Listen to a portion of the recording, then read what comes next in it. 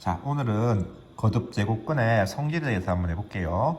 자, 거듭제곱근의 성질은 뭐냐 그러면 이제 전번 시간에 했던 게 좀 많이 어려웠잖아요. 매번 그렇게 할 수는 없잖아, 그렇지? 그래서 매번 그렇게 할 수는 없으니까 그래서 그런 것들을 갖다가 이제 공식처럼 외워놓고 계산할 때 편하게 쓰자라는 거예요. 근데 문제는 여러분들이 과정은 모르고 결과만 자꾸 쓰는 게 걱정이 돼서 그럽니다. 그래서 수업 시간에 과정에 대해서 좀 할 거고요. 물론 시험 문제는 결과를 이용하는 것이 뭐 많이 나오고요. 수능에 나온다 그래도 2점짜리 아주 간단한 문제로서 나오는 단원이기는 합니다. 자, 그러면 거듭제곱근의 성질이 요 네 가지가 있어요. 교과서 살짝 가져오면 이 교과서에 1번, 2번, 3번, 4번 네 가지가 있어요. 물론 뭐 정석책이나 이런 데 보면 네 가지 말고 더 있습니다만서도 이 네 가지만 갖고도 충분히 유도할 수 있는 거고 여러분들이 만들어서 하는 것을 권장을 하죠. 그걸 외워가지고 그것을 한다는 것은 그렇게 크게 도움되는 게 아니고 가성비가 떨어지는 것 같아요.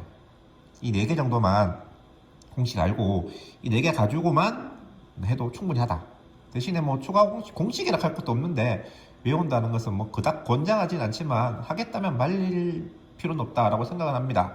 자, 그래서 오늘은 이 중에서 한 개만 증명을 해볼게요. 한 개만. 첫 번째 거 하나만 증명해 보겠습니다. A가 0보다 크고 B가 0보다 크고 MN은 2 이상의 자연수다. 자, 이게 적어준 이유는 시비 걸지 말라고 적어주는 거예요. 시비 걸지 말라고 적어주는 건데 요게 시비 걸지 말라고 적어주는 거고 얘랑은 어떤 조건이 있는데 자, 우선 봐봐. 저번 시간에 요게 의미가 뭐였냐 그러면 n이 홀수냐 짝수냐에 따라 달라졌다 그렇죠? n이 홀수인 경우에는 제곱해서 n제곱해서 a가 되는 실수였고 그 다음에 짝수인 경우는 양의 실수였어요. 근데 a가 0보다 크다는 조건이 들어가면 무조건 뭐가 돼? 양의 실수가 돼버려요. 그냥 자정스럽게 양의 실수 a가 0보다 커버리면 음수가 될 수가 없는 거죠. 그렇죠? 그래서 양의 실수가 되기 때문에 그냥 요런 말이 붙어버리면 요런 말이 딱 붙어버리면 그냥 양의 실수도 귀찮아. 어차피 하나밖에 없으니까 양의 실수란 말이 맞지만 우리가 그냥 요렇게 쓴다. 요 말이 있을 때는 그렇지만 양의 실수라고 하지만 실질적으로 본질은 양의 실수다. 이렇게 여러분들 하시면 돼요. 자, 그래서 어쨌든 이제 요거는 a가 0보다 크다는 말이 있으면 n제곱해서 a가 되는 실수 이렇게 하면 돼요. 실수지만 가로 열고 양의 실수. 근데 음의 실수는 없으니까 그냥 양의 실수를 실수로 쓴다. 그렇게 여러분들이 생각하시면 될 것 같아요. 자, 그러면 요게 요렇게 되느냐. 우리가 마치 루트 2 곱하기 루트 3이 루트 6이 되는 것처럼 이런 계산이 되느냐. 계산할 때 이렇게 하라는 말이에요. 자, 그러면은 어떻게 볼 거냐 그러면 잘 보세요. 일단 우리말로 써야 돼. 우리말로 쓰는데 오른쪽 왼쪽으로 바꿔놓으면 좀 좋아요. 오른쪽 왼쪽 바꿔놓으면 좋은데 얘부터 먼저 적을게요. 얘는 뭐예요? 양수이면 n제곱해서 ab가 되는 원래는 홀수 짝수 나눠줘야 되는데 A가 0보다 크고 B가 0보다 크면 AB 역시 0보다 크기 때문에 그냥 퉁 쳐서 실수라고 그럽니다. 물론 양의 실수라고 그러면 틀린 건 아니겠죠. 그렇죠? 자, 이렇게 되는 거죠. 그러면 무슨 말이냐 그러면 n제곱해서 AB가 되는 실수가 얘인가 확인해 보라 이 말인 거죠. 그러니까 n제곱근 A, n제곱근 B를 n제곱 해보자 이 말이에요. 해서 뭐가 되면 A, B가 되면은 요거 되는 거니까 성립한다 이 말이에요. 수업 시간에 했던 거는 한 거잖아요. 그렇죠? 그럼 요거는 지수법칙 쓰면은 지수법칙 이 정도는 중학교 때 배웠을 것이고요. 요렇게 되고 전번 시간 했죠? 요거는 A, 요거는 B가 되기 때문에 결국은 다시 봅니다. 이노마를 n제곱해서 ab가 되는데 인마가 실수고 인마가 실수니까 실수끼리 곱해도 뭐가 된다? 실수가 되는 거죠. 그러니까 얘는 n제곱해서 ab가 되는 놈 중에 실수입니다. 따라서 이렇게 쓸 수가 있겠죠. 자, 이거 여러분들 이해를 하셔야 돼요. 전번 시간에도 복습이에요. 전번 시간에는 a 한 개만 있었는데 이번 시간에는 한 개가 더 들어와서 ab가 되었다 라는 것 이외에는 완벽하게 똑같은 것이 되겠습니다. 됐나요? 자, 그러면 일단 이 증명 자체는 어렵죠.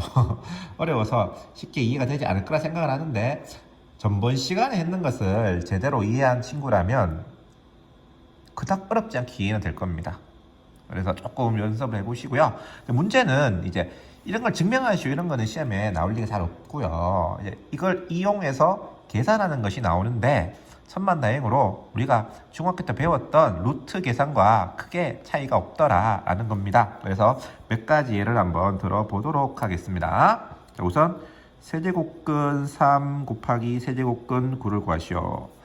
자, 얼뜻 생각했을 때 우리가 세제곱근 3이란 말은 세제곱해서 3이 되는 수인데 세제곱하면 3 되는 수 중에 실수인데 잘 모르겠지요, 그렇죠? 뭐지 이거? 이런 말 할 거고 얘는 세제곱해서 9 되는 게 뭔지 모르겠어요. 얼뜻 숫자가 안 떠오르잖아, 그렇지? 근데 그거 두 개를 곱해니까 뭐가 되느냐라는 거예요. 그럼 아까 했던 것처럼 얘는 이렇게 어떻게 3 곱하기 9를 쓸 수 있다라는 거예요. 그러면 세제곱근 27이 되고 세제곱근 27의 뜻이 뭐라 그랬어요? 세제곱해서 27이 되는 수 중에서 홀수니까 실수. 세제곱해서 27이 되는 수 중에 실수니까 그게 뭐가 있을까? 우리가 또 생각해보면 뭐가 있다? 아, 3이구나 라는 사실을 알 수가 있겠죠. 그렇죠? 이렇게 하나만 더 해볼게요. 하나만 좀 더 해보겠습니다. 이번에 좀 특별한 거 해볼게. 자, 세제곱근에 루트 64 이렇게 되어 있어요. 세제곱근의 루트 64 이렇게 되어 있습니다. 자, 여기는 여러분들 루트가 있으면 뭐가 생각을 해줘야 되냐 그러면 2가 생략됐다라고 생각해 줘야 돼요. 루트가 있으면 2가 생략됐다. 자, 우리가 이렇게 생각하면 돼요, 여러분들. 2의 제곱에 세제곱하면 얼마예요? 2의 6승. 두 개 2 곱하기 3 이렇게 하는 거잖아요. 그렇죠? 걔랑 똑같아요, 여러분들. 이게 따지고 보면은 제곱, 세제곱의 개념이잖아요. 제곱을 거꾸로, 세제곱 거꾸로 하는 거니까 제곱, 세제곱의 개념이기 때문에 얘가 뭐가 되냐 그러면 이렇게 되고 이거 두 개를 곱하면 돼요. 지수 법칙처럼 곱한다고 생각하시면 돼요. 그러면 이게 6제곱에 64가 되겠고 이 말은 뭐다? 6제곱이니까 6제곱에서 64가 되는 양의 실수가 되겠습니다. 그래서 뭐가 된다? 2가 된다. 사실 알 수 있겠죠, 그렇죠? 그래서 이런 계산들을 좀 익숙하게 하셔야 되고요. 이런 계산들이 처음 할 때 좀 어색한데 익숙해질 때까지 연습을 좀 하셔야 되고 시험에 자주 나오느냐고 물으면 좀 애매해요. 나와도 2점짜리 점수 몇 점 낮은 걸로 나오는데 이런 거 틀리면은 그냥 재수 없다 이렇게 여러분들이 생각을 하셔야 된다. 자, 다음 시간에 해보도록 하겠습니다.